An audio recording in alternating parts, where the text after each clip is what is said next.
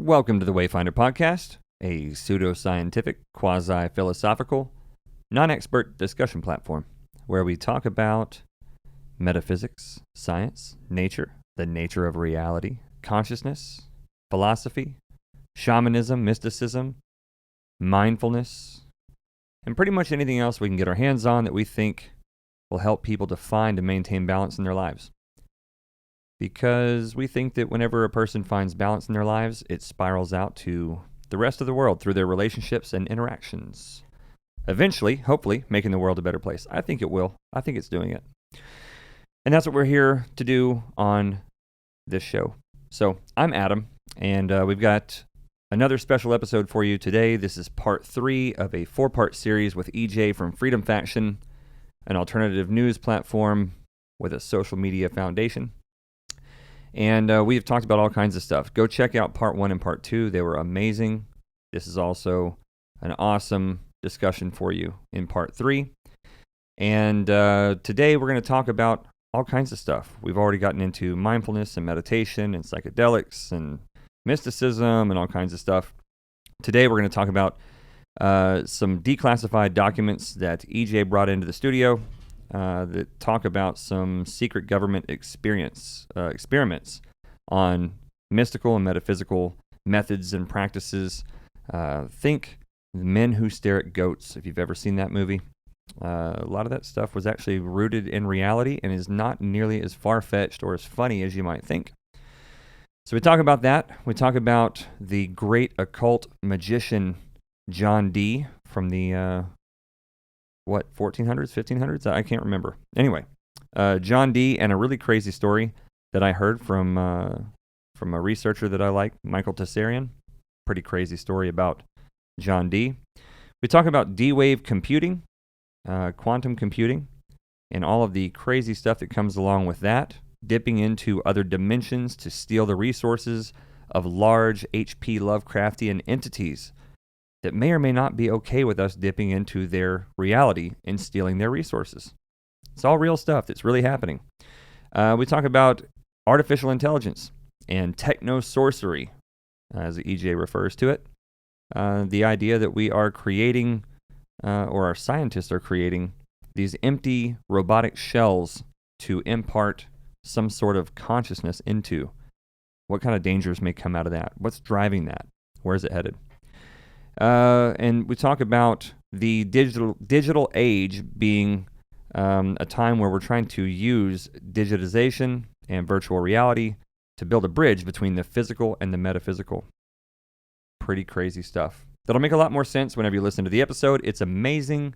Had a great time with this conversation as well as the other parts. So make sure you check them all out. If you do it in sequence, it may be better. But this is kind of a standalone episode. So you should be able to listen to it and understand it all. And it's going to be fantastic. So I hope that you guys enjoy it as much as we did. And look forward to seeing you on the other side. So please like, share, subscribe, comment, spread it around to your friends. If it helps you out, let us know. We always appreciate hearing that stuff. And without further ado, here we go. Part 3 on the Wayfinder podcast with EJ from Freedom Faction. And we're live. Glad to be back. Glad to be back. Part 3 of this saga. Yeah. Wow. Is this Thank part you guys 3 for now? having me. Yeah. Welcome back to Wayfinder, guys. Adam, JC, and we have EJ with Freedom Faction. Thank you for being here, EJ. Thank you guys for having me. And we had a couple conversations yesterday that were just amazing. And so if you guys are just tuning into this, make sure that you catch those. It'll probably help you understand wherever we go, whatever labyrinth we delve into in this conversation, it's going to make a lot more sense if you go back and listen to yesterday. Yeah, part 1 was definitely, part 1 and part 2, yeah, mind-blowing. Yeah, I don't even remember what all we talked about. I know we talked about psychedelics for a long time. I think it was a really powerful conversation about psychedelics. It really was. I think so. And I think that laid a lot of groundwork for our understanding, because our understanding is not your understanding of what we're delving into today. Yeah, we're coming from different angles. You're bringing some expertise at a different angle of an understanding that there's a little bit more out there than what the average person is walking around. Yeah, so I like EJ, that we lay just it out. we mess with. I like we do all three of us do this thing with like perspective, where it's like we just keep triangulate. Yeah, I love it. Yeah, it's I pretty really awesome. do love it, man. We all have our 3 perspectives, and it comes from personal experience, and then from our research that we've done, whatever our research level is into certain things. And so yesterday we talked about a lot of mystical shit. Some of that was wrapped up in psychedelics, some in meditation, mindfulness, whatever. But EJ brought this big stack of documents. It's so cool and it's so on point. And every time, every few minutes, I would be saying something, or JC would say something about mysticism or about spirituality or telekinesis, and then EJ grabs his stack of documents and he pulls out a packet of papers and he's shoving it in our face, going, look at this. And so we've got top secret declassified documentation scattered all over the table for you guys who aren't watching. If you're on iTunes or SoundCloud, and then if you're on YouTube seeing this, you can see the documentation that we've got that JC brought in and or that EJ brought in, and there's a lot of stuff to cover here. So we've kind of gone over all the experiential stuff that I think we're going to get into, or at least most of it. But now we're getting into the documentation and the research. So today is going to be kind of digging into that stuff. I think it's going to be just insanely informative. And what we want to do is try to lend some credence to all these claims of a lot of the spiritualist claims and the metaphysical claims that come with the psychedelic experience and come with just leading a spiritual life, even outside of psychedelics. Mindfulness and meditation, all that stuff, exploring other realms and astral planes and whatever else. And so what EJ has done, true to form for him, is to bring a bunch of documentation to show us that there are studies that the governments of the world have done. Isn't that the fascinating part? That all of a sudden we're talking about things that we've discussed at length in private and on the podcast at times, and then we dove deep into it, and you're going, oh, there's been studies on what you're talking about, and I'm going, wait. I thought being such a niche thing, not everybody is taking psychedelics and talking about their experience in the way that they're trying to use it or understand it for a greater purpose in their own personal life, or how that can help other people in their world. And you're telling me that in the 80s, there's already been extensive documentation with scientists and government funding on things that we thought we had just happened upon. So I'm excited to at least get a tip of the iceberg into what there is out there documented and declassified. Oh yeah. So I know a couple of these I looked at 84. When did these become declassified? Do you know? I think they got declassified in the early 2000s. Early 2000s. But they were obviously like running these experiments since like the 50s. Really? I would say like 1947. That's whenever you get all like the UFO alien agenda stuff. Roswell was in 1947, right? Yeah, you have to look at like how this stuff goes alongside of it as well, because and we talked about this before, the trips. What else are they coming into contact with? Those are if you ask me, the aliens. Those are the extraterrestrials. How are we looking at communicating with them with this process, with the gateway experience? This is actually talked about in this specific document, where they talk about your brain being the gateway and how they have to induce certain states of mind to receive certain results. There's a gateway in our mind that leads somewhere out there far beyond this plane. Oh yeah. Where reptile aliens made of light cut you open and pull out all your pain. Well, that's a Sturgill Simpson song. That's a beautiful lyric to a beautiful song. Beautiful lyric to a Sturgill Simpson song called "Turtles All the Way Down." I don't know if we're going to be able to post a song, or I don't know what we can do with this. We can definitely put a link. But yeah, you can definitely go check it out. But it's a song about DMT and psilocybin. What's crazy too is if you guys follow some of the alien agenda, paranormal stuff regarding it, they too talk about some of the same shamanic philosophy, or some of the same shamanic experiences, going through and having their body worked on. Yeah. And having things replaced. Oh yeah, no, that's with pillars of light, beams of light, and things like that. And then you have, and this is why I've always found this stuff like so fascinating. You have like the military coming right after these people get abducted by whatever it is. Could be extra dimensional, could be extraterrestrial. I'm not sure. I don't want to say, but you have the military component coming right after conducting these experiments, saying basically what happened to you. Mm-hmm. They're trying to figure out what happened with them, but that's the Men in Black. Yeah, men in black coming right after. Well, and they're called My Labs. Yeah, and we'll get to that. Yeah, the My Labs thing. I think it's interesting just to kind of throw this in there. We were talking about the way that psychedelics are becoming a little bit more acceptable in the mainstream, and like they had that MSNBC special on the benefits of psilocybin the other day. So along with that, you also have universities, the medical universities like Johns Hopkins, that's now calling for people who've met the machine elves, yes, the clockwork elves. They're saying if you've ever met the DMT elves, we want you to come in and do a study. So it's like they're bringing My Labs to to the forefront. So Yes. it's like it's no longer a black ops thing or a whatever it's called. Well, I after the show yesterday, when we went back to Adam's house, I was telling him how there's an offshoot of Project MK Ultra called MK Often. I reported on it. I might, if you guys talk, I can pull up the article. Basically, they grabbed priests, poleros, witches, warlocks, wizards, occultists, mysticists, shamans, you name it, people that were involved like in esoteric occult studies. And just imagine those same men in black following up on those alien abductions.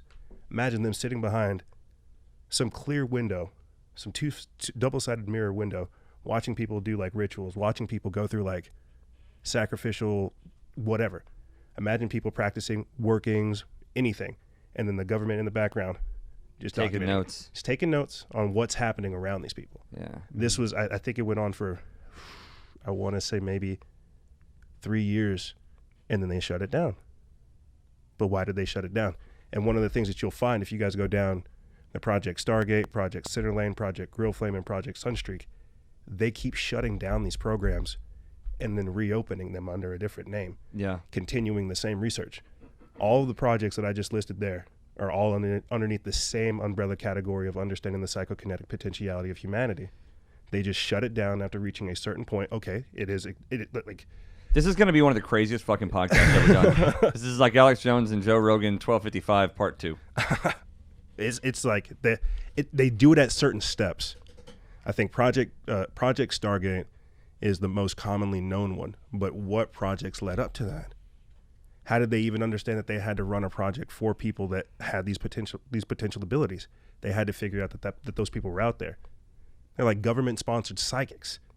Yeah, like legit things. They're having people, and this is why. Fast forward into the future with things like the DMT spirit molecule, you're seeing them get funding for carrying out these types of experiments because they are indeed coming into contact with something else over there. Absolutely, and they're taking the opportunity to recognize it, be aware of it, and admit.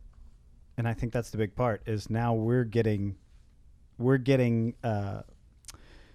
the admittance. Yes. Yeah. You know, The disclosure. There's something about when a government body gets involved that the average American goes, oh, there's something to this. Yes. And there's a reason that they didn't get the average person involved. They didn't let us know about this for the longest time because they felt like for whatever reason they couldn't. But eventually you have to go, okay, we've done as much as we can. Now we have to, I think I've referenced this in a podcast we did a year or so ago that you can go back and check out. But there's a movie and it's called Paul. Oh, I know which one you guys are talking about. And Seth Rogen plays this alien, and these two, guys, they're at Comic-Con, they stumble across, and he goes, you can't be real. You look too stereotypical of an alien. He goes, that's because the government's been fucking drip feeding you this for years, just in case we met, your brain wouldn't explode. Yep. Yeah. Right? They handle things in such a covert way, and they have a method to their madness, but sometimes their method is just a made-up method by somebody, and then when it stops working, they have to start changing games. I don't know if you know this about me. I'm ex-military. Nice. So in my seen some career shit. field, Nice. in the process of training and learning, I was exposed to things that were covertly done on a very minor level with how we handled certain things in the 70s, 80s, 90s, and then now, they don't tell me how they do those same things, but the things they got away with at that time, It's crazy. it's a very shifty, shady thing. Mm-hmm. So if we are now allowed to read this and see this is, like I said earlier, this is the tip of the iceberg. It's evolved, and now they're going, okay, we're going to put this there. I want to say one of the most dangerous things that might be said on this whole podcast is that anybody can go on to FOIA.gov, FOIA, Freedom of Information Act, whatever that acronym is, FOIA.gov, and you can go through declassified documents on the government website, and you can run keyword searches and all kinds of stuff. And I know EJ does this, and I know I did it for a long time. It's where a lot of the shit comes from. Yeah, this is all of these came from CIA.gov. So anybody that's a naysayer or that thinks that people that a lot of this information is garbage or whatever, you can get this information yourself by going to FOIA.gov and You can even fill out a request. Freedom of Information Act request. The applications are on there, and you can ask for certain information to be declassified. And it's only really through the efforts of a lot of people who are trying to work on getting this stuff declassified that it is becoming declassified. Mm-hmm. I want to put just to kind of timestamp everything. I think the reason why, specifically why this stuff is important to me is because we're talking about things such as 5G, silent weapons for quiet wars, frequency manipulation, and all kinds of stuff like that. Looking at this type of stuff, we're able to realize that there is another aspect to what we think of as reality, a whole other layer to our interaction and involvement with it. 5G manipulates that. It takes that over. I feel like that is why we are having access to these types of documents now, is because they are rolling out things to combat this other side of us. Yeah, I think so. That's 5G is something that we'll probably talk about today too. But this stuff here, I want to dig into some of the telekinetic stuff and some of the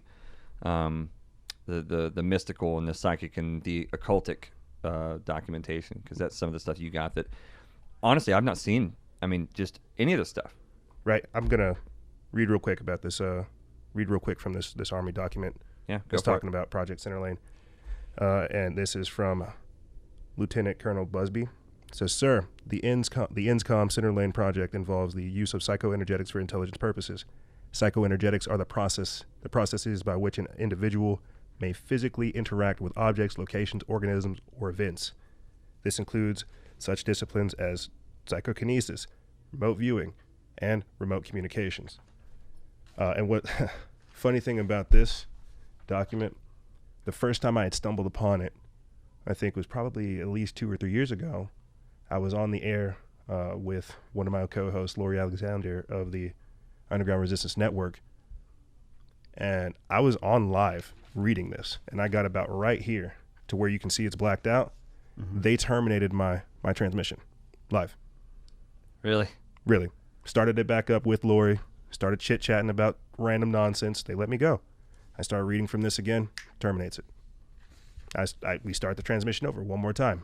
Chit-chat about nothing. Wow, that was strange. Blah, blah, blah, blah, blah. Yeah, sure, whatever. Go through it. Start reading it, and they cut it right off. Yeah. And for the audio listeners, this is a very large paragraph, and there's maybe, what do you say, 2 sentences? Yeah, 2 sentences of that are whited out. And they're gone. It talks about Russian training facilities, Semipalatinsk, guerrilla training bases in Libya, and then it does not tell you where else they have conducted these. Yeah. Right. Antarctica, probably. Oh, I wouldn't doubt it. What the fuck is in Antarctica? Do you know? No, I wish.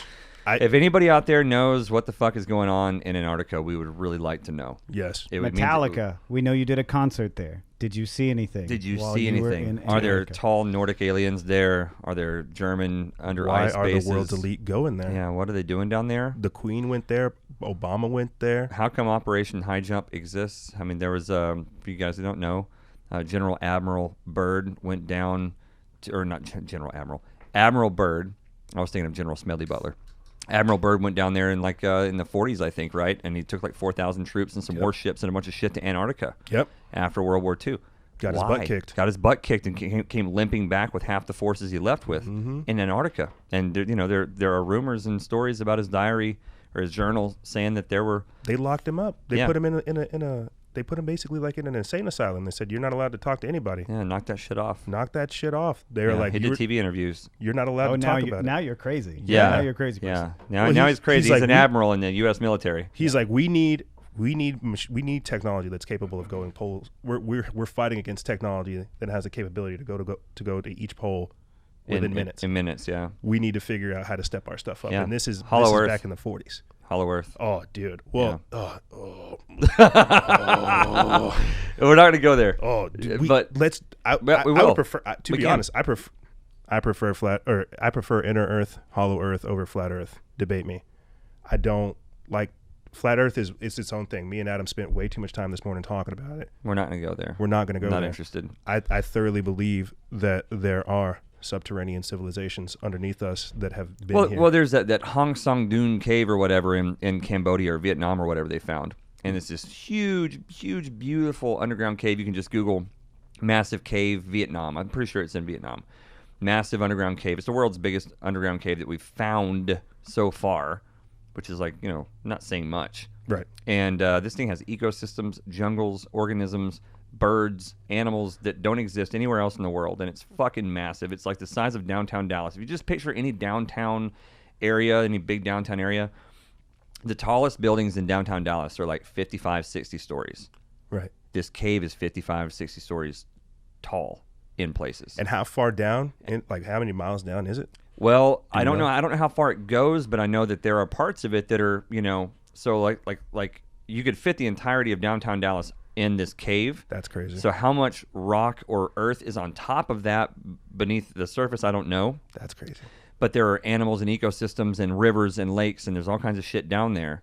And this is one cave that some farmer found in his backyard, as what tends to be the case. People stumble on shit. It's like the Dead Sea Scrolls. Some farmer chasing his sheep finds the Dead Sea Scrolls.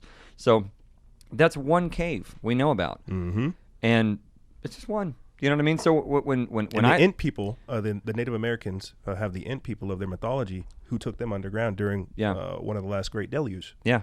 They have a whole mythology surrounding it. So when I think of Hollow Earth, I really don't think of it as being all that weird. It's not all that crazy to me. It's not really it's not a thing. It's not. Yeah. It's not a big deal. It's just there's caves down there. Yeah. And we know there's caves down there, and we know there's ecosystems down there, and we know that there are probably there's all kinds of different reasons that geothermal reasons why there could be heating, and the big argument against Hollow Earth is that it's too hot. You get beneath the surface of the Earth very far, and it becomes unlivable.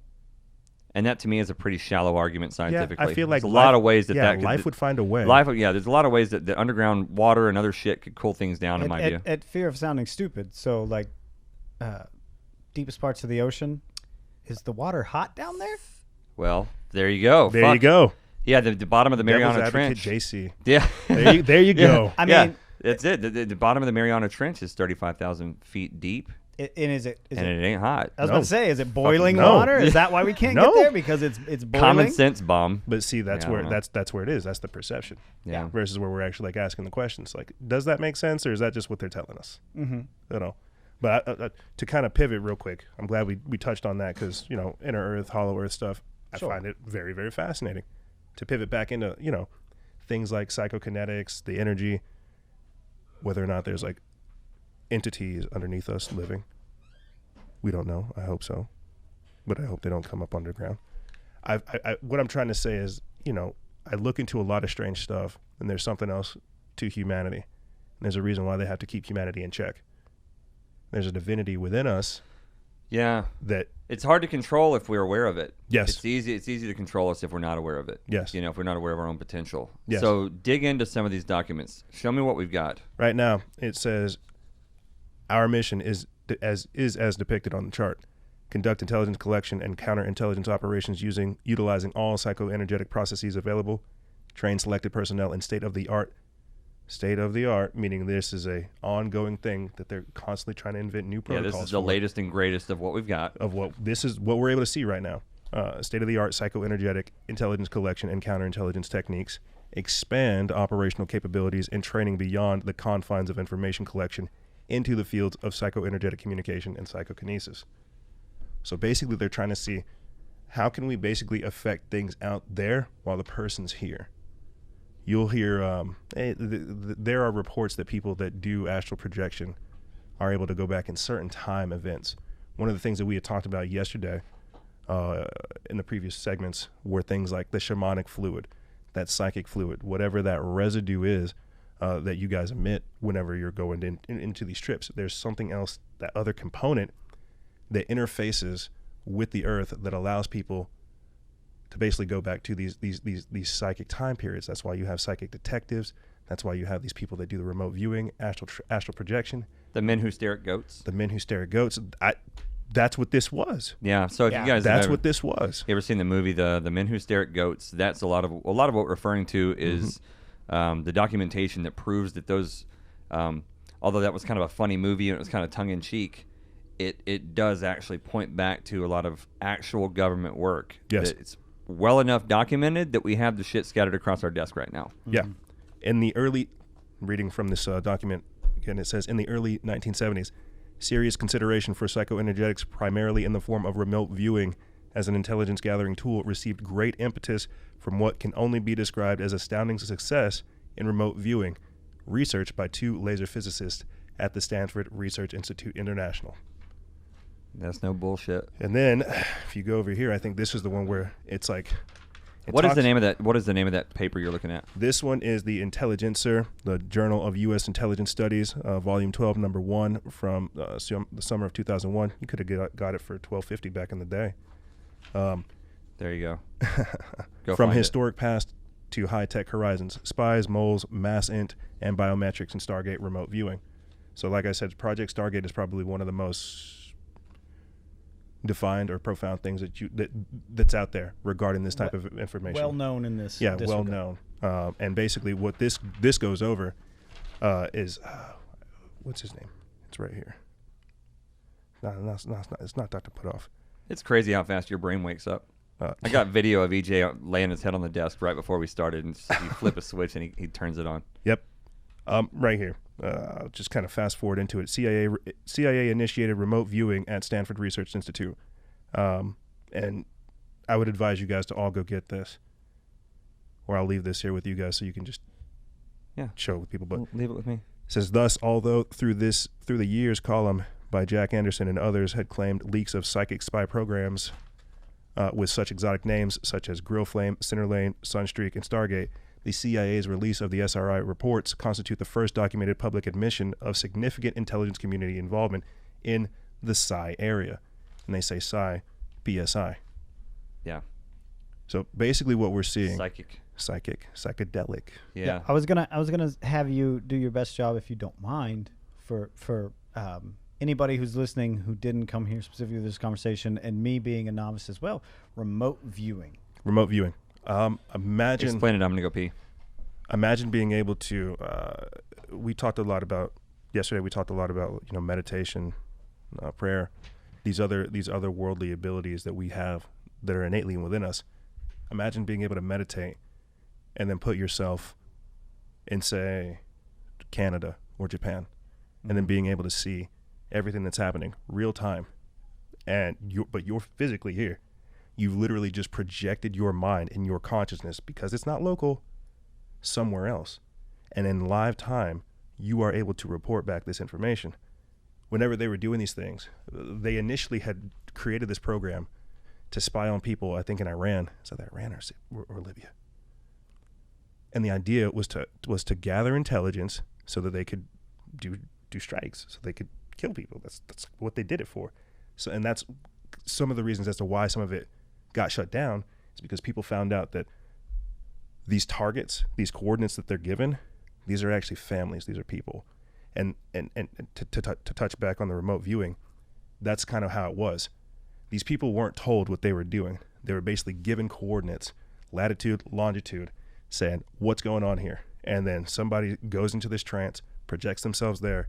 Then you got the men in black sitting there with their little pads, writing down the detailed information. They send a jet flying over or a satellite cruise by, and they can see exactly what they got. They got second and third party confirmations of what this person said.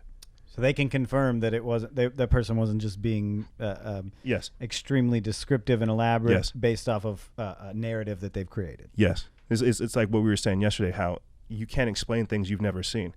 So how are these people able to explain things they've never seen? Yeah. And I guess when I ask that, I'm trying to play devil's advocate for the sake that I know a lot of listeners will want to play devil's advocate and want that question asked. Having seen things that I've seen before, I can understand this isn't outside of the realm of what I feel like is totally possible. Yeah. A lot of people will. So they're doing a remote viewing. They're going and they're coming back and they're informing, and then we have government satellites, jets, and they're confirming. Yep. In real time. That's insane. Yeah. Is it though? It's not insane. It's just insane that this exists. Yeah. And this is the first time I've ever heard about it. That's what I mean. Well, it blows my mind. Anything good, the government will make evil. That's why they had to do this. Oh wow, yeah. They understood. Okay, we don't have enough money to keep sending people out here. We can't keep training troops. We can't do this. We have to figure out a way to conduct recon at like low cost, but maximum yield. I'm just thinking of Suicide Squad whenever they send the witch out and she grabs those Russian documents or the poof, poof. Pakistani nuclear plan. She's like poof poof. Hey man, It's like that's basically remote viewing. that's Well, it's that's apportation.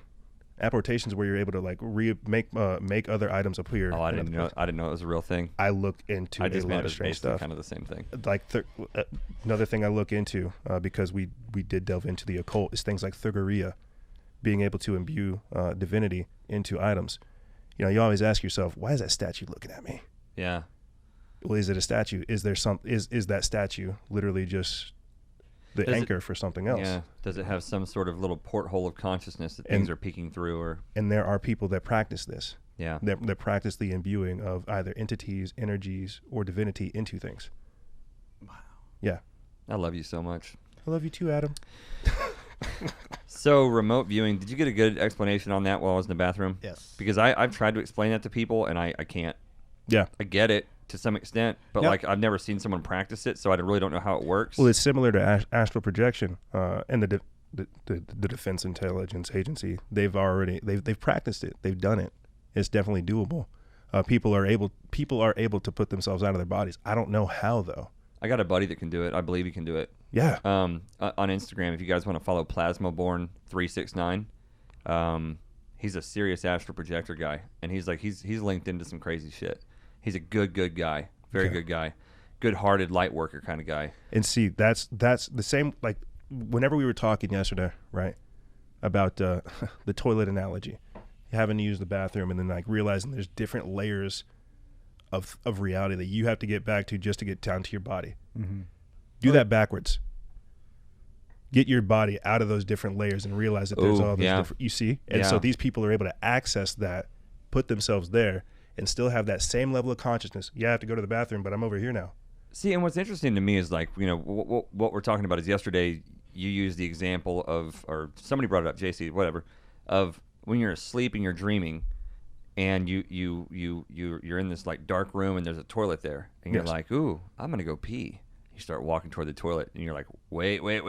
This isn't a toilet. This is a trap. Mm-hmm. This is the dream. I mean? This is the dream, and then you have to reel your consciousness back to your body, and then get up and go to the bathroom. So I get that, and I've seen the way, we've all seen the way that works. I think the thing about astral projection, and by no means am I saying it's not a real thing because I can't do it, because I am the first one to say that just because I can't, there's a billion things in this world I can't do, and a handful of things I can do. Yeah. But I can't do the astral projection thing, you know? And so it's like, to me, it's hard to even imagine how to go about doing that, because the toilet example, well, my body is my anchor. My astral body's used to being in this physical meat suit. So to reel it back in, you know, to get back to the body, that seems pretty simple to me. But to be able to get out and to picture a place I've never been and to go there for any reason like that's something that just blows my mind. Tell the story, because I feel like it is important if we're talking about reverse engineering, which we touched on a lot last night about psychedelics, and how through a high dose of psychedelics done properly in the right set and setting with the right mentality and the right environment, you can achieve a lot of things that are being studied here with the help of psychedelics. Yes. Without psychedelics, these things can be achieved. The monk that took a high dose of psychedelics or psilocybin.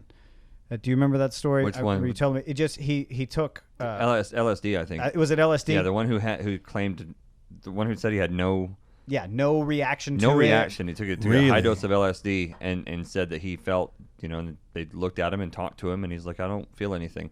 And that is medically not possible. I use the word possible, I guess, in air quotes. You know, it's not supposed to be But to possible. anybody who's taking a high dose of LSD, that's not possible. possible. Yeah. But, you know, I assume that, you know, and the studies on that, I forget where they came from, but it was like they were good studies, you know. And so like that to me is fascinating, because what it says to me is that we can reach these states through dedicated effort, action, discipline, practice, you can get there. Mm-hmm. And that's fucking crazy to me. Well, I remember, I remember looking into the rainbow body. That's what we were talking about the other night. The Institute of Noetic Science is doing like a study into the rainbow body. The rainbow light body. Yeah. Pama Sababa and the rainbow light body. They say your lungs are some of the biggest or the largest producers of DMT. And your liver. And in your liver. And guess which 2 drugs the government is totally okay with you taking? Liquor. And tobacco. And tobacco. Yeah. The lungs and the liver, that's where all of the DMT comes from. Mm-hmm. And those are the 2 organs that are targeted by the 2 particular drugs that the government is totally okay with you intaking. As I'm holding a jewel pod. Yeah. Yeah. I am a heavy believer within I believe that the elements hold the key. Yep. This is kind of like what we were talking about yesterday. Is like the natural law. We're all breathing the same air that Gandhi breathed. We're all breathing the same air Yeshua Christo, Yahweh, breathed. Malcolm X, Buddha, Krishna. We're breathing My the same. great grandma. Your great grandma. Yeah. John Wayne. Just recycled energy. We just recycled it. But think about that. This is the same essence within them that's within you. The elements hold the key. If we can figure out. We all came from the core of a star. Yes. An exploding star. We're all made of star stuff. Yep. Carbon, hydrogen, oxygen, nitrogen, Sulfur. oxygen, potassium, and sulfur. Yeah. Those are all the base components of the earth. Stardust. Yeah. We're stardust. You are beautiful. Yeah. And that's why people need to understand that. Like, seriously. I know it sounds cheesy, but think about it. We were talking about it last night. We talked about how you're the 1 sperm out of a trillion that made the trip. Yes. You made it. You're special. That's divinity. Yeah. And on Yeah. top of that, like because we are, if you think about it, the chemical makeup of like humanity, we're crystalline. We're not, it seems like we're corporeal, but we're crystalline. There's something here. I heard that blood is a crystal. Blood is a crystalline, and I don't know what that means at all. But I read. It's the same way that mercury could be metal. Yeah, I don't know. It could be a crystal. But to bring it back, so we all come from the guts of a star. Yes. And I think that they're doing these studies now showing quantum entanglement. Yes. Over massive distances, where they, through methods that I can't begin to understand or explain, they're testing an electron on like they take an atom and they split it off, and then they test one atom. They poke it with a stick. I guess I just assume there's some scientist over there poking. He just got a stick. He's just poking a fucking atom with a stick. Essentially. Are you working yet? Essentially, that's what he's doing. Like, you little shit. And then, like, across the other side of the earth or whatever, there's another scientist poking that one with a stick, and they're seeing that whenever they poke it with a stick, the other atom on the other side of the planet is reacting at the exact same time. Like, yes. Exact same time. So quantum entanglement's a thing. So if we all come from the guts of a star, we are all interconnected, and the atoms of our whole makeup, this whole energy, field that we're a part of, is all interconnected, and that's the basis of, this what people call a sort of a pseudoscientific approach to quantum mechanics. You guys were speaking on this yesterday, and I think that's probably the best way to summarize it. When you're like in this collective trip, but you're all saying, "Did you remember this? Did you remember this? Did anyone open their mouths?" Yeah, we don't know. You see what I'm saying? So we're all tied into this like etheric internet, but we think we have to communicate with our words, but I swear there's just something else there, and I'm still trying to figure it out. Yeah, animals do it, I think. Well, and we touched on it last night, but just to the point is we've had moments where he was in despair, or I was in despair, and all of a sudden that person was on my mind. You were on my mind, I was on your mind. Yeah. We've had moments where the connection and the bond isn't as strong as what it potentially could be, but it's there. Yes. There is that connection, and it travels. It's something that we haven't fully cracked the code on. Well, it's the same way that you guys are talking about the psychedelic work you do. Like, it's you're stepping into that path. The same way that we all know we're not supposed to run into a wall. It's formed. The neural pathways have formed. You're stepping into this path. You're aligning yourself to receive new abilities, new insights, new perspectives, new strengths, new weaknesses, because now you're more sensitive. Sure. Now you're a lot more in tune to everything that's going on. That's a little bit of a weakness because you're more subjective to things. It's not all gains. Exactly. It's not all gains. It is what it is. It is what it is until it isn't anymore. Well, we talk about being guts of the star, and you were telling me that in one of these studies, it's a study of light and how our bodies are producing this Yeah, light what is that's that? radiating. The photography thing? Yes, it is Kirlian photography. It sounds like something that Superman would be involved in. Really? Or Star Trek, I don't know. Right now, I'll read from it. It's from an article from TM number 3, 1969. It says the mechanic S. Kirlian was working in one of the Krasnodar hospitals. This is in Russia.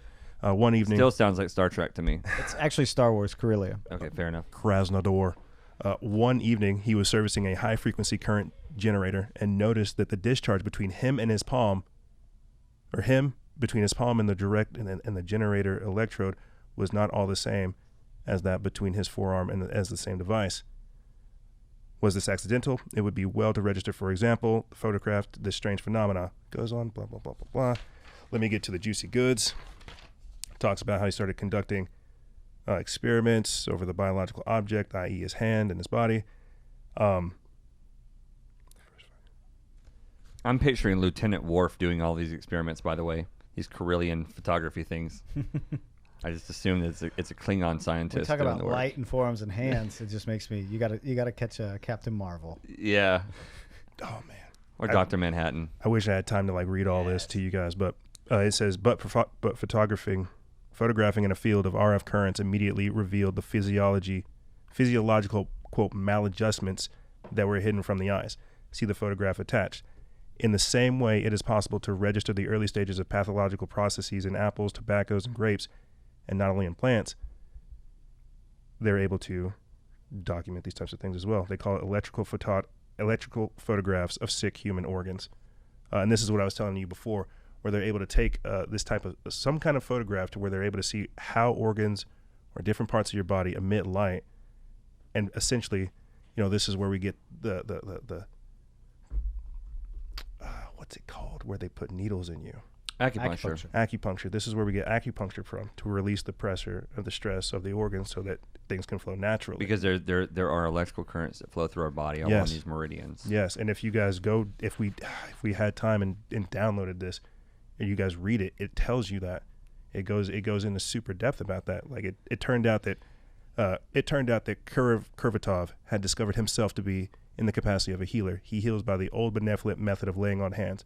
For example, a patient comes to him and complains of a pain in the loins. Kurvatov concentrates, goes into a trance, stretches out his hands, and approaches the patient. Another instant, and the patient fearfully flinches from the burn, air quotes. It is literally as if a hot, dry compress has been applied to the loins. This unpleasant sensation does not go away after that for the full night. Sometimes an invisible heating pad aids. Kirlian connected Kurvatov into the RF tank circuit. By the way, this operation is completely painless. Placed his finger under a microscope.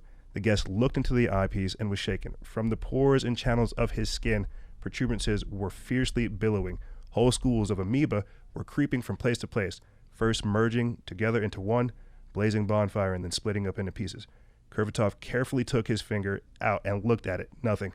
Again, he put his finger underneath the eyepiece, but the picture had changed radically. Now orange, violet, blue stars were scintillating. You're upset. This has changed the electrical state of your organism, of your organism, and the skin is kind of a mirror that reflects the internal bioelectric process. So they're able to find. I'm trying to process all this. So there is a link between the biological and the metaphysical. Yes. They're at the cellular level, whether it's the amoebas, the bacteria, all the microbes on our skin. We know that we have trillions of bacteria living inside of our gut. We are the god of their universe, or rather, we are their universe. Yes. Right? All the trillion bacteria in my gut don't know who I am. Probably don't know that I exist, right? But they've lived millions of generations inside my gut in a flourishing universe of bacteria. Their whole species, everything that they know, and then they're constantly battling my own pH levels inside my body. Right, your pH levels get fucked up, then the gut biome gets all messed up too. Right, so there's this whole universe that exists inside of us, and now we're thinking. Well, these documents are basically saying that we can photograph the energetic, I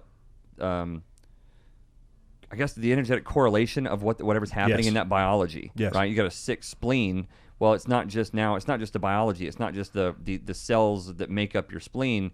There's a light. How would you say that? Kind of a light emittance. A light emittance that comes from that you can now photograph. Well, it's like if you have a bad diet or bad blood, it's going to show up in your skin. Yeah. If you have a bad diet or a bad health, your light's not going to emit properly. There's going to be disruptances. You're not going to be able to receive or transmit energy appropriately. And so to take the next step, a person with the right psychic gifts and practice and skills can lay hands on a person, and now you can photograph the energetic exchange taking place between that person's hand and between the healer and the sick person. And you can actually see those psychic powers being transmitted into that person for the healing of that person. Yes. And there's photography of that. Very like, is that Reiki? Reiki, it's basically, if you guys are familiar with Reiki healing, essentially, we're measuring it now. We can measure Reiki. Yes. They've been doing it for, how long ago was that study? I think this was the 60s. Wow. So 1966. 50-something years ago, they were photographing Reiki healers and showing that the energy exchange works. Yeah, and if you bring up Reiki now, it's still considered woo-woo. It's still considered woo-woo as shit. And 50 years ago, they were photographing the fucking energy exchange. And this shows how the knowledge filtration works, because they were doing this stuff in secret. People were healing each other, and all this stuff, and then they photograph it, and they're like, ooh, there's something else here. Hush, don't talk about this. You know what I mean? That could have hit the news in the 60s, and you'd have had a revolution, a health revolution.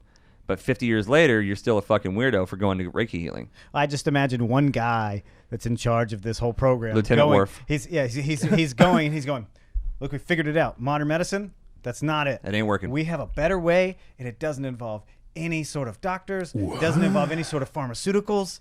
We don't need any of this stuff. We have a better way of doing it. And there are too many people making too much money and went, hey, how about a car crash? Why don't you have a car crash? You want to go for a ride? You sound crazy. I got a place for you. We should lock you up. Yeah. We're going to make this it's really crazy. No, honestly, we have measurable science here. It's yes, we work. do. And I think that's, to be honest, the next part of what technology is going to start doing. I remember reporting on how Sony has a TV that you can communicate with telepathically. That's the next step. It's going to read. Is that real? Your eye movement, your facial Sony expression. has a TV that. All right, so EJ is going to look this up. It's either Sony or Panasonic. Well, and there's an article today. My cameras are Panasonic. All your Google Home, all your little. Hey, JC, turn that camera off with your brain. It doesn't work. EJ's full of shit. Panasonic is just, their cameras are not up to speed with the TVs, I guess. The technology's not in them. Okay. It doesn't have. That's fine. But no, I read different model. Today. That's the G9. They're using all these Alexa devices, these Siri things that you talk to, everything in your house that's connected, all these Chromecasts and little pods, and you talk to them and you tell them to do stuff. They're actually using those to monitor mental health now. They can read your voice. Ooh. They can read your voice and tell whether or not you're stressed, you're mad, you're angry, you're happy, you're depressed, you're sad. There's an article I read today that just came through in my normal work feed. They were like, "Hey, this is a new thing that we're working on right now. We're going to tell you might need some 5-HTP by the way you told Alexa to order some new Tide Pods." Yeah, that's it. That's it. And we know that Alexa is listening all the fucking time. Oh, yeah. We know that. Mm-hmm. So it's like... You invited a wiretap into your house. Yeah. So it's like, they're constantly monitoring what your vocal patterns are doing and then, reporting that and aggregating that data into whatever way that they want to do it. It's funky. Yeah. No, they're not recording all the time. No, they figured out that they figured out your emotions. Yeah. Based on how you talk to it. They're not recording it or using it for anything. Yeah, exactly. Yeah, exactly. They just know if you're happy or sad based off of when you talk to a robot. Yeah. I'm having a hard time finding this article. Yeah, I knew he made it up. Right. I did not make this up. I knew he fucking made it up. You watch me find it. You watch me go back on my page and I'll find it. I'll be like, here it is, Adam. I know you didn't make it up. We'll find it. But I hate that this is sometimes how my mind does process information. Is like literally like. No, you just got to do it. And I have to go back and like the same way you were 2 years ago. Yeah, I can remember that for sure. This blah blah blah blah blah. My brain's just like, oh, you mean that article from blah blah blah blah blah blah blah? Yeah, March 2016. Yeah, for sure. This blah blah blah. Blah. This is what they're talking about. Well, it's not like you're overcrowding it with tons and tons of information. Scattered everywhere. So, I mean, no, it's fine. So I believe you. So there's a TV that can a psychic remote control. Well, so I'm going to save $100 on a remote control now because I can do it with my brain. Because I used to get I used to have the universal remotes. Right. If I could just do that with my brain. But would you want that? No, I wouldn't want that. them but I'm just saying that's the picking thought up on your- process. That's the thought process that goes into it. Yeah. Like convenience over fucking, over sanity and In the world we live adherence. in, convenience is Oh, king. man. Convenience is king. Yeah, Real quick. bring me the fucking wiretap. Let me put it on my coffee table, and then that way I don't have to go to my phone and type in when I want a chicken pot pie recipe. I can just yell it across my house. Who gives a shit where the information goes if it's listening to me all the time? Why not? Yeah, might That's as well. what they Look, want. What's the worst that could happen? They could just figure out your patterns, your behavior, and modify your behavior. Yeah. You start showing you stuff that you think you want to see, then all of a sudden you're looking up stuff that you didn't even think of. Well, the thing about all these all this documentation is that it shows that all the woo-woo hippies like us are doing things that work, and they work so well that the government has been spending gazillions of dollars for 50 plus years Yes. trying to understand them better.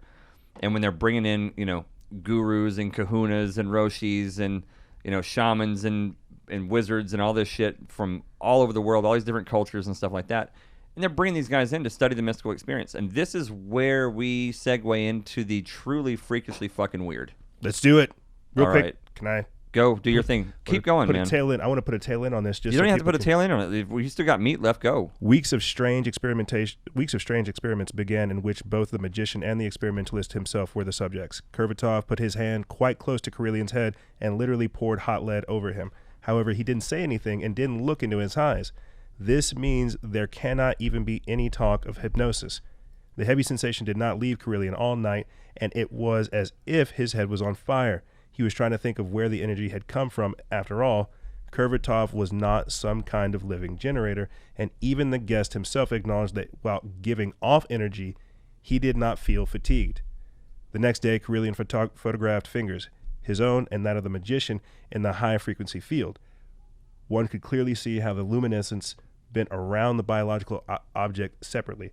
There was no doubt both fingers were charged with electricity of the same sign, but what makes the touch of Kurvatov cause a sensation of heat? This is just the point sensation. In transmitting heat, one expends energy. After all, sensation can be produced almost without energy by transmitting simply information. And what did the experiment say? Kirlian checked the dielectric properties of the skin on Kurvatov's hands. This is the point. The resistance was 3 to 5 times higher than the usual values. Of course, the dry, rough skin of the hands of the person occupied with physical labor may have had such properties. But after all, the palms of the Sibisli, the magician, Who knows? Yep. were pink, soft, and just like a baby's. It is of the interest as to how the guest is, quote, charged while being locked up in a bathroom before each seance. Summarize that. Basically, they're saying they're able to document that each part of your body has that it emits its own field. Yeah. And this is kind of where I wanted to talk to you guys about things like the madras or the mudras, The mudras, yeah. where you're using these Yeah. to create some kind of field. Yeah, that's what it is. You see, to where it emits something. You're creating a charge, or you're creating like a circuit to where otherworldly energy or whatever that is, the ether, I don't know. Yeah. Whatever it is working through you, or you're focusing it. Like, why? I don't know, this is going to sound silly, but why is it like in every movie or every video game or any comic or anything that Doctor has Strange is a good one. they always have to use their hands. It's like Yeah. the emission. It's like the emitting point, or like they have to call it forth with like a word. It's like either you're getting your brain chemistry on point, or you're lining up your thoughts to do something.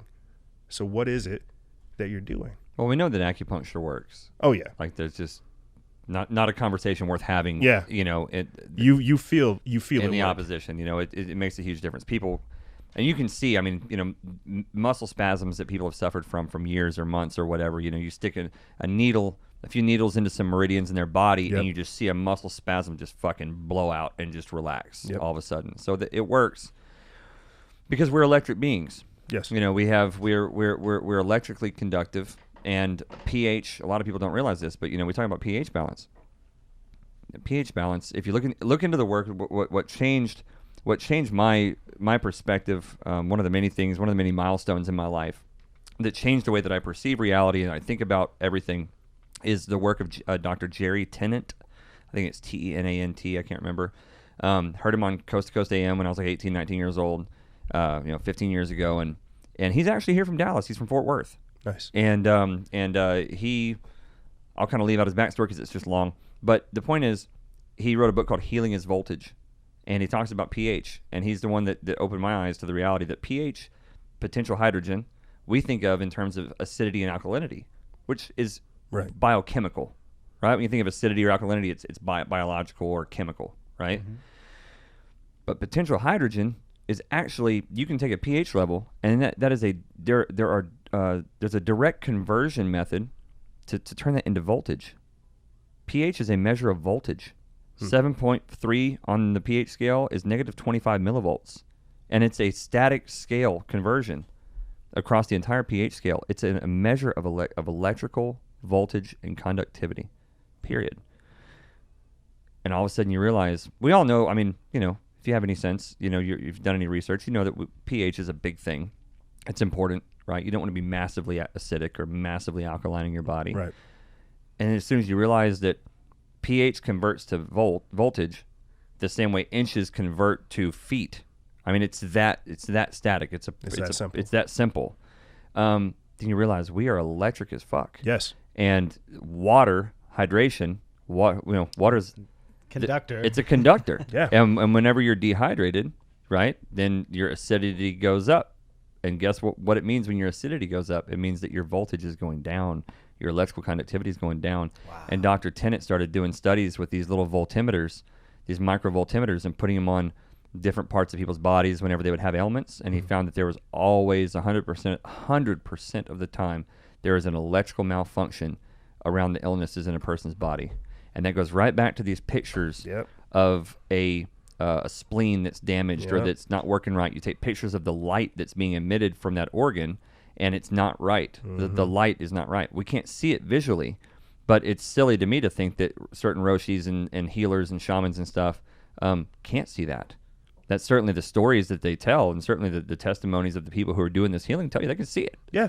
It's just a sense that most of us have lost. Mm-hmm. Yes. Well, it's like I'll read stories, or I'll hear people talking about, how they'll go through shamanic experiences, or how they'll take like ayahuasca or something like that. In the same way I'm talking about people being abducted and going through these types of experiences, these people who have no knowledge of like all the alien stuff that's out there, they're reporting on the very same experiences, but they're using light to do the work on the bodies. Yeah, it's always light. Yeah. That Sturgill Simpson song that we were talking about earlier, he's talking about DMT, and he says there's a gateway in our mind that leads somewhere out there far beyond this plane where reptile aliens made of light cut you open and pull out all your pain. And most people have no fucking clue what he's talking about. Mm-hmm. If you've ever done DMT or a lot of these things, you know what he's talking about. Some trippy stuff. If you don't know that there's something really based in truth there, then you're like, oh, that's some crazy, some really crazy imagery. But if you talk to especially people who are deeply experienced with this stuff, way more than I am,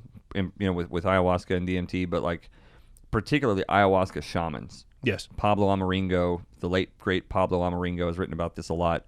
Did a lot of artwork on this, but there are light beings out there that operate in a place of pure light. Yes. That will operate on your body.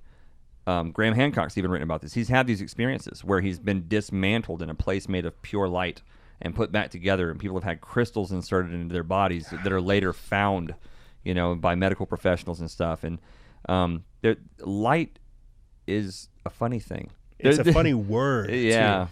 It's a very funny word because, you could consider lightning the same thing, just a different delivery mechanism. Well, we had this conversation last night, but just to touch on it because it is a point that references here is, any entity that I've ever ran into on the other side, especially on DMT, has been, I describe it in whatever sense of the vocabulary we have, but it's a ball of light and energy. Yeah. And shape. What else could it be? And it's your perception that gives it form. Yeah. Well, and it perceives a form, I feel like. Mm-hmm. Or assumes the form. Will assume a form, but at first it will show you a form in a sense of a blinding vibration and sound and light, and then all of a sudden it realizes you can't handle that, and then all of a sudden it assumes a form, and then now you have some frame of reference that it knows that you're cognizant of. So this is not outside of personal experience that I understand and know. Light is not what is making the room brighter or darker. There's so much more. There's to so it. much more to There's light than that, so and much that's more. what these documents, to me, what they indicate Yes. is that light is light's a very mysterious thing. It's something that we don't understand enough about. We certainly don't see all of the light that we could be seeing, and it's cool that there's photography that can now show that stuff, because it shows that it's proof that our psychic, our intent, and our will, and our ability to transmit psychic, to impart our will onto another thing, right? And to impose our psychic will onto external things beyond our own fingertips, beyond our own skin, right? We can impose that will on other things. And, it could all just be woo-woo and suspicious whatever until you fucking photograph it. Yep. And then it stops being so woo-woo, And in my view. Let's be real here. In my mind, that cements this and gives it a lot of weight and a lot of gravity that I cannot ignore is this is 2003 that this is published.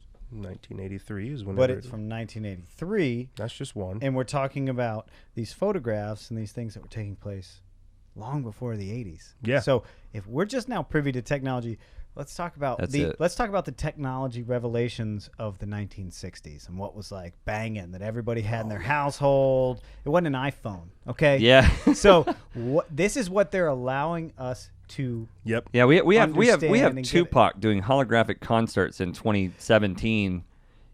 And then in the 60s, they were photographing Reiki healing taking place, in a different light spectrum. Yep. So if now we have proof that it can be done, they already knew it could be done. Yeah. And they didn't go, all right, it can be done. We'll stop worrying about that, or we'll stop messing with that. And so now it's 2019, and your average Joe Schmo with a teaspoon of DMT can go visit the aliens and interact with the light beings at will for the course of a year. We're talking. On a teaspoon of DMT, you could get, 25 people can go visit the aliens about 25 times a piece.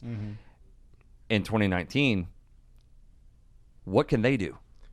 We're talking about. Alex Jones talked about it on the Joe Rogan podcast. What is CERN? What is the Large Hadron Collider? Why are we talking about dimensions? We talked about this recently. It's something that JC hadn't looked a lot into. And real quick, I want to read this real quick, and I'll let you guys have it. Spider-Man Into the Spider-Verse. I got to go to the bathroom. Yep. I'm reading from this document, American Journal of Modern Physics. They put this out June 8th, 2016, but they published it December 25th, 2015. These and they're talking about ITEs, invisible terrestrial entities of the first and second kind. You guys are talking about things that are born of light. Let's stop and just say that again. These documents, these declassified government documents, Yes. that you're looking at, Yes. are discussing and confirming the existence of Invisible terrestrial entities of the first and second kind. end of fucking sentence. Just stop and pause. I got to go to the bathroom. Go for it. Jeez. I'll let you guys think. It's deep shit. Down the rabbit hole with EJ from Freedom Faction. The man does his research. It's still bizarre to me that once again, and I'll touch back on it, we have had conversations about things that we didn't know were possible Yeah. through our experiences and First-hand experience. first-hand experiences. And then tried to make sense of them together in conversation. Mm-hmm. And then you find out 50 years ago this was not only known, but it was known well enough that the government was like, we should put some money behind this. We should put some people behind this. And they started on it that long ago. So we're late to the party. Oh, yeah, man. You know, We already missed it. the fact that we're allowed to have the conversations, talk about the conversations now means they've either figured it all out and have a grasp on it or went, well, we've probed and done enough that at this point, It is what it is. it is what it is. The train's already We moving down the really tracks. Don't know if there's any damage that can come from just letting everybody, but we'll definitely get some intel. Yeah. So now the leash has been lengthened. Mm-hmm. Well, one of the things that we talked about last night at my house whenever EJ came back and we started talking, I'm going to slow play this so that hopefully he'll walk back into the room at the right point. But Terence McKenna did some lectures, and he was big into mysticism and the occult and esoteric philosophy, and he was extremely well read, right? And so you can listen to his lectures, and a lot of people listen to Terence McKenna like from a psychedelic standpoint, but you can also listen to him if you're interested in mysticism and the occult, and like he really talks about witchcraft and magic, like some real crazy shit, and not necessarily encouraging the practice thereof, but certainly just an understanding of it. Well, he had that theory. The time wave zero? Or? Well, no. Just it's plausible. It's possible. Yeah. Not it is or it isn't. Yeah. It's totally possible. And if you can approach anything from that perspective, then now you're fully understanding. Yeah. Things. Yeah. So I precursor anything that he ever did with the fact that he embraced any theory that existed. He wasn't ever. afraid to talk about something. We're talking about Terence McKenna now that EJ's back. Talking about Terence McKenna, and I was gonna roll into that whole John D scenario that I laid out last night at the house. Yes, because we're just about to dive off the fucking deep end right now. Yeah. Are you talking about are you gonna get into the duat too? Ooh, yeah. Well, I wasn't, but we can. Ooh. Yeah. Well, we're going into the ocean under the ocean right now. Yeah. Those are the hyperdimensional waters, man. Yeah. So McKenna, in a lecture I was listening to a while back, he was talking about the great mystic occultist John Dee, like D-E-E. And he was the Queen's man in like the late 1400s, I think, early 1500s. He was also, he was her spy. He was like her top spy. He would go around Europe, and he was the secret agent, the first secret agent of England. He popularized scrying, right? Where like looking into the orb, yes, with a crystal ball. Yes. So he was, he popularized it in modern times. It's certainly something that in old times I think that they were doing, for a long time. I agree. Merlin was doing that, the archetype of Merlin and Thoth and all those people all the way back. It's not well known and planted into so many stories all over every culture and every age. Oh, yeah. Yeah, looking into that crystal ball. Oh, but, yeah. John Dee is definitely... That's what the phone is. Yeah, it's what the iPhone is. It's a crystal ball. And we talked about this yesterday at lunch. It's the black mirror. Pick up your phone and look into it. It's the black mirror. That's what it is. Yeah. And it shows you what you want to see. It shows you a reflection of yourself that you want to see. That's what your phone is. It's the black mirror. And John Dee was this famous occultist, and just a little bit of trivia about John Dee that I thought was really cool was that when he would write communiques back to the Queen and kind of give her reports on what was going on around Europe, he signed his name 007. That's where that comes from. That's awesome. The great occultist John Dee.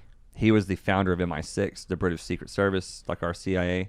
They have the MI6. That was John Dee. He was the one that created that, and the MI6 is actually an occultic, numerically valuable or relevant term, or MI6, whatever that means.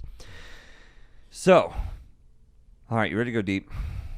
Dive off. Man. Okay, so there's this idea that basically somewhere in the distant past, around 50,000 years ago, there was a race of interdimensional aliens that came to Earth or came into contact with Earth in some way. I don't know if they just liked it, thought it was a cool place, wanted to preserve it for their own little fish tank. I'm not sure, right? Alien ant farm kind of thing. I'm not sure. So they put an etheric boundary around the Earth. So there is that. We cannot leave the Earth, right? We just recently found out, as of this podcast, in the last couple weeks, that the moon actually exists within the atmosphere. Are you hearing an echo? No, go ahead. Okay. Sorry. Yeah. There's an atmosphere. The Earth, the moon actually exists within the atmosphere of the Earth. The moon exists within the atmosphere of the Earth. Yes. That's a new discovery as of this podcast in March 2019. Yep. That's fucking mind-blowing. Yeah. Because it's not supposed to... I won't go into why that's so weird, but it's a lot of reasons why that's weird. So the idea is that 50,000 years ago, there were these entities that were very powerful that put this etheric boundary around the Earth. We cannot leave the Earth. You fucking can't go. It's like a fish tank, right? To me, that's probably a good reason for NASA to be lying about a lot of shit that they're caught lying about. Yes. It ain't because the fucking Earth is flat. It's because that there's other shit out there that could be going on that's mysterious. This is one of a billion different things that could be. I'm not saying that I subscribe to this. In fact, I just learned about this like a week ago. So I'm not saying I believe this, but a lot of the things about the story that I heard from Michael Tessarian actually make a lot of sense. So 50,000 years ago, these guys put a boundary around the Earth. John Dee I won't say he's the first person to do it, because over the last few thousand years of humanity, probably several people have figured this out, if it's true, and they've tried to work around it. So back in the 1500s, whatever John Dee was around, he started using occult magic and whatever means he had available to come into contact with some higher level beings that are referred to in some circles as the macrobes. So we all know what microbes are. Microbes are the little tiny entities, which is what a bacteria or an amoeba or whatever is. It's a little bitty entity of its own kind. Right. And these are the macrobes. So these are the larger entities than us, the entities that we are microbes to them, right? And so he started coming into contact with these things, and he's like, hey, guys, I'm doing this big, powerful, occultic ritual, and I'm summoning you or trying to tap into your sphere of awareness so that I can talk to you. We're down here on Earth, and we would really like to be able to figure out how to get rid of this boundary, or how to puncture through this boundary to get out and explore the cosmos, or to break out of this sort of prison that we're in. And the macrobes were not all that entertained or interested in us, any more than we would be interested if an ant found a way to communicate with us. Mm-hmm. What does an ant have to say to me? I've got no fucking room for you. Yeah. Now, as a human being, we might think that was really fascinating, but these guys are not surprised by that, by the fact that we gained that ability. In fact, they probably foresaw it. It's like, about time. Yeah, and they're just like, fuck out of here, And so they said, yeah, we can give you the information, the technology, to the understanding to do away with this boundary or to get through the boundary at will or whatever, but you can't handle it. We'll just feed you the information, but you won't be able to download it. He's like, fuck it, I'm smart, I can do it. What do you want for it? Because he knows, they're not giving this away for free. They're like, well, we want blood. Lots of blood. Okay, that's cool. I can do that. How much you want? Where do you want it? How do you want it delivered? And they're like, well, we want blood. You got to make sacrifices to us, and you got to do it in a certain numerically oriented fashion that channels that blood energy to us to kind of give us our little boost or whatever. Because if you just go around killing people, that means it's just blood spilled on the ground. But if you do it on certain dates and you do it around certain times and you use certain numerology, if you're into numerology, you understand that there is power in numerology. And it says in the Bible, too, that the blood cries out to God. Yeah. So. There's something about human blood that is important. Yes. I guess I'll just leave it at that. It's important. Your blood is a thing. Just like this, the female ejaculatory fluid or the male ejaculatory fluid, or all these things are important. Our bodily fluids are important. Back to the shamanic fluid. Back to the shamanic fluid. It's all important. So the macrobes talk to John Dee, and they say, okay, we'll give you the secrets to unlocking this prison, but you've got to give us blood, and you got to do it in this certain numerically coded way so that you're flagging all of the deaths and all the bloodshed so that it reaches us. Because just killing somebody doesn't do it, And so he's like, all right, fuck it, we can do that. So he makes a deal with them. He makes a deal with them 500 years ago. This is probably why they started having mass rituals. Look at what the wars have happened in the last 500 years. All the wars. The ones that don't make sense. The ones that don't make any sense, but then when you look at the numerology of these things, from the 9/11 attacks and from all the wars when they started, the mass shootings, all this stuff, they're all numerically... And I never understood why the numerology factored into this stuff. I mean, I understand that like there's a cult power in numerology and all this stuff, but like the macrobe things being behind this and demanding that the blood sacrifices come in these numerologically oriented sort of ways, that made a lot of sense to me. So they said, okay, listen, we'll give you the information, you give us the blood, you do it numerically, we're good, but it's going to take you like 500 years to even get to your first milestone to where any of this information is even useful to you. And that first milestone is this. You're going to have to learn to create energy from matter. Once you do that, you're going to be on the fast track. Shit's going to speed up like crazy. And then your second milestone after that, which is going to come a lot faster, is going to be is once you're able to create matter from energy. So first milestone is create energy from matter. Second milestone is create matter from energy. What are they doing at CERN? So, create energy from matter. What's the atomic bomb? That's what happened. We created energy from matter, and we created the nuclear bomb. Yep. What has technology done since then? It has Rapidly grown. exploded. We went from, having a computer the size of this room that would give us 1 byte of data, like a fucking giant abacus in a warehouse, to iPhones and Apple Watches and CERN and all this stuff in 50, 60, 70, 80 years. Which doesn't make sense logically. Logically doesn't make a lot of sense, so a lot of people invoke alien technology. Well, in all fairness, Tesla, these guys are downloading information from the other side. And so anyway, back to the macrobes in John Dee's day. Okay. So they start downloading information to John Dee, and he's like, I can't handle this. I need more of my homies that are up to snuff, that are my smartest, best occultic friends, right? So he goes and grabs EJ and JC, and he's like, all right, listen, we're gonna start doing these rituals. I'm tapping into some shit. I need your help downloading all this information, because I can't create enough diagrams, enough drawings, enough writing. I can't get this information out fast enough. So I need you guys working on this part. I need you working on this part. So we talked yesterday about the Corpus Hermeticum and how it spawned the Renaissance, or how I think it played a role in the Renaissance. Well, why were the Medicis, why did they have their translators working on all of this ancient occultic stuff and all this alchemical stuff? Well, the story, as it goes, is that John Dee went to go recruit all of his best magician friends around Europe, and the Medici family were certainly magicians, in their day, powerful magicians. You can't be with the name Medici. Yeah, you can not be a magician. There's magic in that name. So, so John Dee went around and said, guys, we got to really get to work on this, and we got to really start unlocking some secrets, and we got to start cultivating a place where this information can be downloaded better. So again, think about the way that Tesla was downloading this information from the time he was a little kid. He says that Tesla was very open about the fact that he was in contact with entities in his dreams, and they were downloading all this information to him. So this is what John Dee and his friends were doing, the Medicis, all them, and that's why they were translating the works of Plato and the Corpus Hermeticum and all this stuff, whether it was the Emerald Tablets or the Corpus Hermeticum, whatever you think it was. They had their best minds at work deciphering occultic writings so that their magicians could download this information from the macrobes, and then out of the Renaissance, and that's what created the Renaissance, right? And then maybe the Corpus Hermeticum was certainly one of the big bricks in that wall, but it was just a part of that.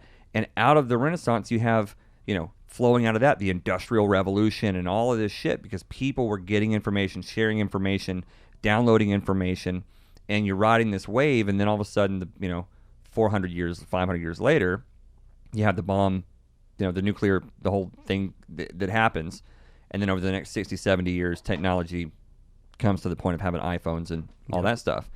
So, and we're having endless wars in that time, endless bloodshed by the tens of millions, by the hundreds of millions. And it's all numerologically. You can find the numerology within all of it. You know what I mean? When you start connecting the dots together, there's some shit that's really crazy. That reveals it to you. And then you start seeing documents like this, where we are literally mapping out the unseen, where we're documenting the unseen, and then the woo-woo is no longer all that woo-woo here, because we're photographing the woo-woo, which makes it kind of not woo-woo. And then you start hearing these stories about John Dee and magic and occultism, and then you start looking at the numerology of all the wars and all this shit. And it makes sense. It makes a lot of sense. Well, we say this all the time. I know I reference it all the time, is things that are considered woo-woo. And you want to start talking about magic and astrology. A lot of people that you interact with on a day-to-day basis, family and friends and the average Joe, they go, nonsense, because it's not measurable, right? They go, we don't have a measurable science for that. Guess what? 50 years ago they did. I've got a document here that says in the 60s, they were already starting to measure this, so let's see where we are now. Yeah. It's no longer woo-woo once you go, oh, no. You tell average Joe, this was happening. This was going on. Here, read this document. Now, it changes the narrative of what is considered woo-woo now wasn't even woo-woo 50 years ago. Right. It was 100 years ago. It was deep 200 science. years ago. 1,000 years ago. This has existed. this whole time. We're Yes. just now all waking that's up the thing. to it. Magic never ceased to exist. It went underground. Yes. Mm-hmm. You know, and whenever Francis Bacon, you know, formulated the scientific method back in the 1500s or whatever that was, 1600s, it's like, he said, look, there's 5 steps to determining if something is real or not. We're going to call this a scientific method, and it makes a lot of sense. It really, really does. It's repeatable in the material world. No problem with the scientific method. But everything, so much shit got thrown out with that, and mysticism and astrology and all the unseen stuff got thrown out. But it doesn't mean that shit stopped existing. Yes. It just means that the great minds of the day of any given day stopped thinking about it. And to me, when you look at someone like Isaac Newton, who Einstein says was the greatest scientist of all time, what did he write all of his books about? Astrology and alchemy. He wrote like 100 and something books on astrology and alchemy and occult stuff, and he wrote like 10 books on physics. And that's what we pay attention to. That's what we know Newton as being. So I guess he was deluded and crazy and schizophrenic, and 90% of his life's work didn't make any sense. But in the other 10% of his time, he was the most brilliant physicist and scientist of all time. That just doesn't make any sense to me. That doesn't work out. That's not how the human brain works. You know, you either make sense or you don't make sense. Right. You know, and he lived his whole life till he was 80 or whatever years old, doing a variety of tasks for the crown and in life, and contributing to humanity in all kinds of ways. This guy was very well-rounded. He knew a lot of his shit. We just selectively over time decided to throw out 90% of the guy's life's work because it didn't fit into the Francis Bacon model of what materialist science should be.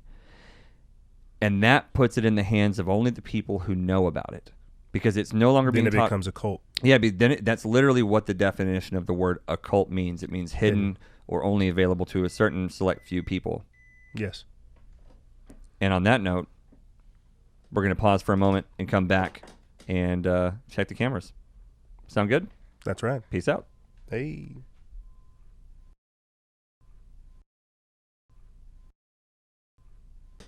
All right, we're back from the break. We're going to make this quick. We're going to wrap this up. That's right. Get it done. Okay, so Make history. we were talking about Newton, mysticism, all the crazy, the macrobes that John Dee was interacting with, the numerologically oriented blood sacrifices that have taken place over the last 400 or 500 years, the advancement of technology to get out of a 50,000-year-old ethereal bubble placed around the Earth by some interdimensional aliens. Anything else? Good summary. I mean, yeah. That was a great summary. That was so concise too. There's like no no, that was it. I'm in that zone, man. We broke for a second, and EJ was like, dude, you forgot something. And I can't remember what you forgot, but you forgot something. And then you went through your notes, and you were like, bam, bam, bam, bam, bam, D-Wave. And I went, D-Wave. Right there. That's the part I forgot. So for you guys who don't know, we're going to dive right back in. For you guys who don't know, D-Wave Computing is a company that is now getting into quantum computing, okay? I'm not going to totally sit here and try to explain what quantum computing is, because I'm just not smart enough to do it, and I don't understand it well enough. But I can kind of explain in a nutshell is that they're, instead of using normal binary computing methods where they have ones and zeros that are flipped on and off, and that's how you transmit data, is in a series of ones and zeros through binary computing. Quantum computing does a different thing. You don't just have a 1 and a 0 to use for your information transmission. Quantum computing actually requires, first and foremost, that you freeze you reduce the temperature of your computing apparatus down to like negative 400 degrees Kelvin or something. It's like really close to absolute zero.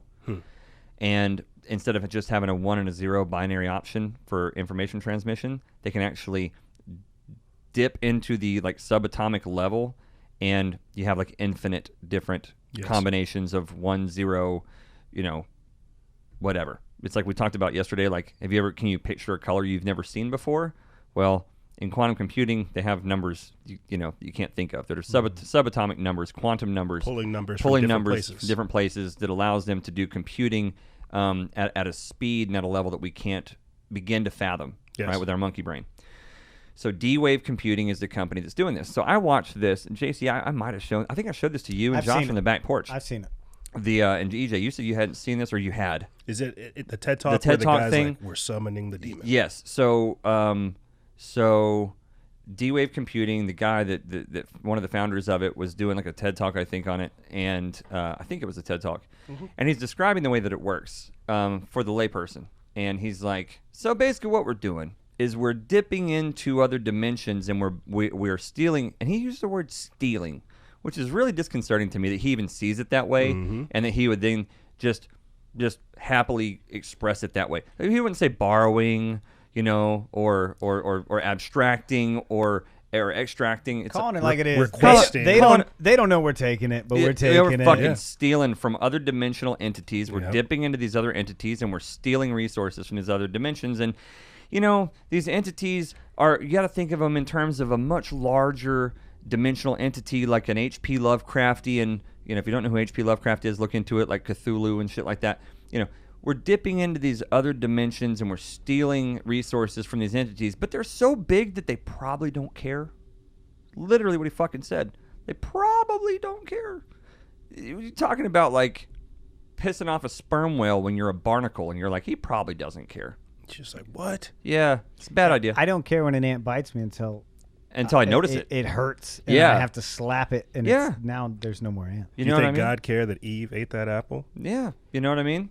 So he's like, yeah, we're dipping into these other dimensions. We're stealing from these giant Cthulian entities that probably don't care if we're doing it. They probably don't care that we exist. They probably aren't too concerned with us. I want to add that this whole TED Talk is recent, as of the last year or so. Yeah, you can look it up. It's Geordie Rose. Okay, there you go. Geordie J. GeoRdie, and Rose Like the flower. Like the flower. So think about the way he describes it, the way he describes these entities. And now I just told you the story from Michael Tessarian's lecture about John Dee and all that, and that lecture was 25 years ago. Who's to say the D-Wave computers aren't John Dee's crystal ball? Yeah, well, yeah. Wrap your head around that for a minute. So my point is that Tessarian explained this from his own occultic researcher standpoint. Tessarian's a pretty well-respected researcher in my view, but that was a 25-year-old VHS that somebody uploaded onto YouTube, and yet he was explaining and describing these macrobes, these giant, bigger-level entities, like we talked earlier about the gut flora, the bacteria in our gut don't know that we exist. You know what I mean? Mm-hmm. We are the macrobe to those microbes, right? Michael Tessarian described them 25 years ago exactly the way that the founder of D-Wave Computing, that's actually interacting with these fucking things, he just described it a couple years ago, same way, right? So these things exist. Mm-hmm. And you know how we know they exist? Because quantum computing works. Yes. It fucking works. There's no one, the truth is what works, and it works. And so the guy who founded the thing, and he'll even tell you he don't know how it works. He says, yeah, we don't know. He literally said in that talk, he goes, we don't know exactly how it works, but it works. So they're dipping into other dimensions, stealing resources from bigger entities that hopefully don't give a shit, right? And sounds a whole lot like the macrobes from the John Dee story from Michael Tessarian. And so it But looks, instead of sacrificing people, they're just saying give them these phones so we can still interact with them. yeah, maybe so. Do you think the phones are connected to that? I think so. I think that there's definitely a tie-in there. I don't know where it is, but I think that these bigger, extra-dimensional entities that do exist, because if they didn't exist, then the founder of the D-Wave Computing company that's doing this, that's now under contract by NASA and every government agency you can think of, they're using D-Wave for their computing mechanisms for the really advanced shit. They're using them at CERN, I think, and other places. Mm-hmm. But they're just open with it. There are other dimensions. There are bigger entities that are so big they may not even give a shit that we exist, and we are stealing resources from them, and that is why this computer works, and we're not quite sure how. You know what I mean? It's like we seem to be coming full circle to the work of John Dee, is my point. Yes. You know what I mean? This Yes. is Techno-Sorcery. Yes. That's we're using technology. Elon Musk said with AI we're summoning the demon. Yes. And that seems to be, to me, what's going on. Well, that's why I made the connection between the crystal ball and the D-Wave computer, and the black mirror we call our phones. You know, hey, I'll admit something to you. Yesterday when you said at lunch, you pointed out that my phone was a black mirror. Yeah. I didn't ever really make that connection. I did the show on Netflix, the Black Mirror show. Yeah. That trips everybody out. I didn't know why it was called Black Mirror. This whole time I was confused. And then yesterday we were talking about it, about our phones and stuff at lunch. AJ goes, yeah, your phone, that's the Black Mirror. And I looked down at my phone, and I looked at it, and it was a black mirror, and I went, fucking mind blown. Had no idea. Yeah, it's the crystal ball. It's the crystal ball. It shows you the reflection that you want to see. It shows you anything you want. Yeah. And more. And that's the other part of it is while you're requesting that information, it's giving you more than what you requested for. Yeah, it's not honest. It's not honest. It's biased. It's biased. It has to what you need to see. Well, what you want. What it wants you to see. What it yeah, wants not you need, to see. But want. Yeah, what it wants you to see. That's right? why Google's already garnering your guys' search results. That's just the physical looking at it, the digital aspect of it. But the metaphysical, spiritual aspect of what technology does, the implications behind it are crazy. Yeah. It not only does it dumb us down, I mean, I could go into a whole full-blown rant about how I feel like the EMF field that the phone emits messes with your biofrequency. I want to pause you right there because I think that sometimes we say things like that and it's so abstract that people just can't get it. So there is a video out there. I mean, you could do it yourself, I'm sure, but this is what changed my whole perspective on the way I look at the EMF frequency that my phone emits. Mm-hmm. Was there was like a video of someone setting their phone on the pavement on the sidewalk and then calling it, and there was a bunch of ants around the phone. And the ants, as soon as the phone started ringing, the ants all change and they start marching in perfect circles around the phone in these perfect streaks. It almost looked like when you lay a magnet on glass and then you throw metal shavings everywhere. And it makes a shape. The ants started doing that based on the EMF that the phone was receiving or transmitting or whatever. And you're holding this thing up to your head. Yeah. Mm-hmm. You know what I mean? It's a real thing. And this is why you'll never see me answer the phone with speakerphone. I never answer the phone like right off the bat. I always just go straight to speakerphone. Well, and we here, we have a technology company. You've seen what we do, and it's very nice. We install wireless systems. It's one of the many things that we do here. And so we know a little bit about wireless systems. We have to have an understanding of we know about and how much power. How many volts? We do spectrometer analysis and stuff like that of places and heat mapping and stuff like that. We do that for a living. It's what we do. A lot of people claim that, but we fucking see it. I'm sure sometimes you guys can see whenever some certain waves are bouncing off of other things. Well, all the time because we have to. That's what we do heat mapping and spectrometer analysis for, is because we have to. We'll go into a big shopping center, and set up a Wi-Fi system, and we'll walk around with a little spectrometer, and we see what the heat map looks like, and then we have to engineer a system that works based on that. And you can see where there's massive interference, and where things are really fucking things up. And that's why you and I were driving in my truck yesterday, and I was like, yeah, if you turn on my XM, listening to Joel Osteen or whatever the fuck I'm listening to, I'm driving down the road, and all of a sudden my XM cuts out. Yep. You look up, you're going to see an elf tower or a Gwyn tower or whatever you want to call it. You're going to see a tower every fucking time. Mm-hmm. If you're driving around, guys, listening to this, and you hear something, you're listening to XM and it cuts out, look around.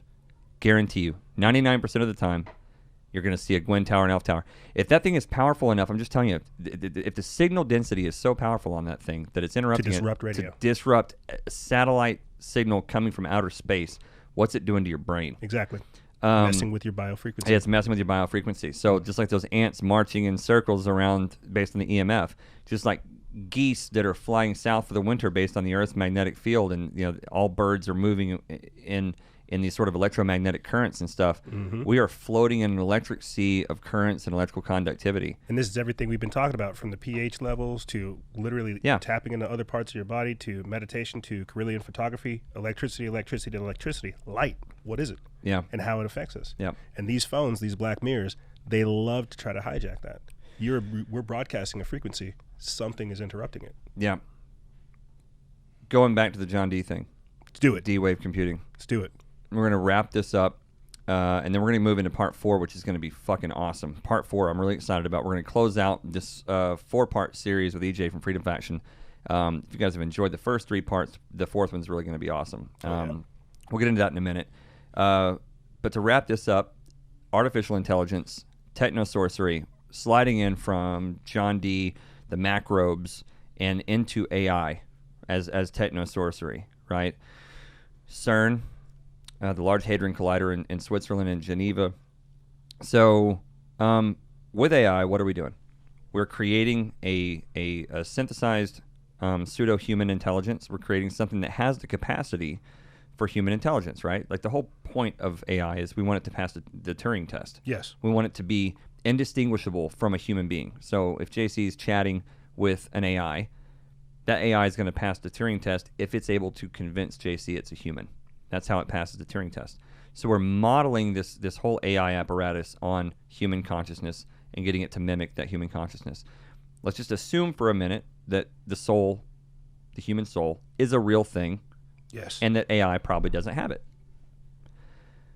We're creating the capacity for human consciousness that is actually devoid of human consciousness. And I believe that just like if you dump water on the ground and then you poke a hole in the ground, the water is going to rush into it.